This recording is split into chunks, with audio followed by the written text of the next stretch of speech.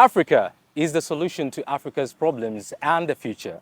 And in that spirit, the International University of East Africa has organized a two-day event they have called International Youth Festival from October 4th to the 5th, where, among other things, we'll look at areas on how to help young people develop and empower themselves. And to appreciate this, we have Professor Emeka Akaezua, the Vice Chancellor of the International University of East Africa. Professor, I hope I didn't butcher your name. You did not. You got it perfectly right. All right. And thank you for talking to us today. Thank you for inviting me to talk with you. All right. So, Professor, why do you think this festival is important to the young people?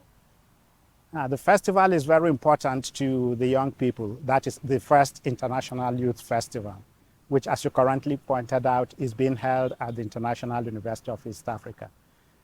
It's a very important festival because we believe that young people, the youth, who are the majority in the country and also on the continent, need to be able to find themselves, need to be able to have the critical tools needed for them to be part of the solution here in Africa, rather than the youth thinking that the solution lies outside or solely with the government.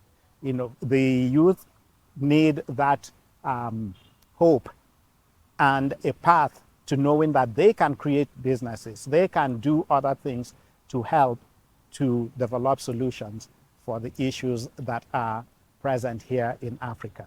Yes. I want to focus on the part of education. What are some of the activities or information that the young people are going to, per se, learn from the festival that is going to help them develop themselves and empower themselves in a strong way? As you stated that Africa has to help its own self. At the festival, we are encouraging the youth to do the presentations on education. So there's a bigger picture to it. Education in terms of them knowing that as youth, they also have contributions to make to generating jobs, creating jobs for themselves, to empower themselves. The youth don't have, those who have the opportunity to go to university, do not have to just get a piece of paper and then go look for a job. Governments cannot give everybody a job. Nowhere in the world where a government is able to give all the youth jobs. So they will be presenting on what opportunities their education gives them in terms of how they can build empires, how they can build businesses. But of course, there are also going to be some solutions proposed as to how African education can change to sensitize African students. There's nothing wrong in having a good practical experience and a good theoretical background. So that makes you a stronger student. It makes you a stronger worker. It makes you a stronger job creator because you have the basics on both sides, both in the practice and the theory.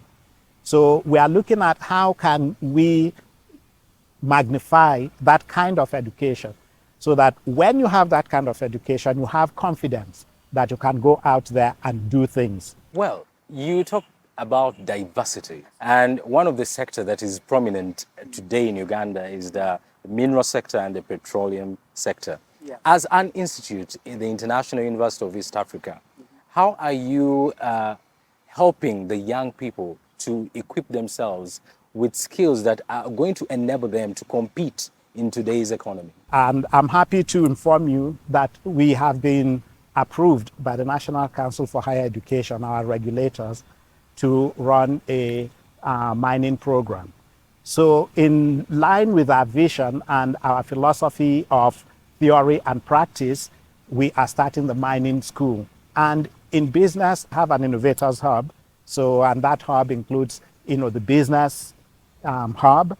It includes the business lab, entrepreneurship lab, which we teach to all our students, regardless of what they're studying.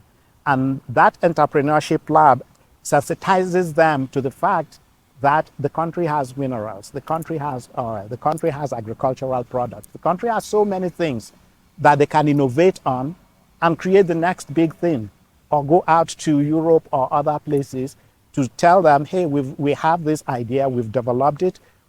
We teach them the proper ways, the way of thinking and of developing these things and of going out there and doing things rather than waiting for a job, which may never come because we produce more students than the market can absorb.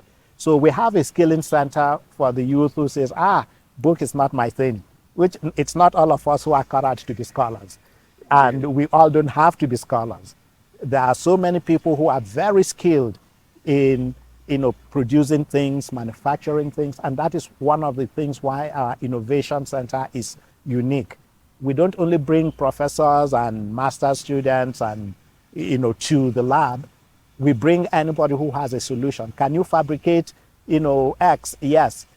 It doesn't matter whether you have a PhD or no PhD. If you can do the task, we can train you, and we train you to do world standard welding or whatever. So we are bringing that skilling center as well. We begin to discuss with our students. So those who are theoretical can come up with theory for an integrated East Africa. How do we integrate education? How do we integrate medicine? How do we integrate trade? So those are the kinds of real tools that the youth, need. At present, they go to school, they learn math, they pass, they go, they go look for a job. Applying what they have learned is not part of the academic program. So with this program, we are trying to sensitize them that whatever your interest is, you can be a leader in that area. And you can achieve. And you can achieve. Thank you so much, Professor, for talking to us. Thank you very much. Wonderful conversation and a wonderful goal. Thank you. Idris Matusegawa, NTV.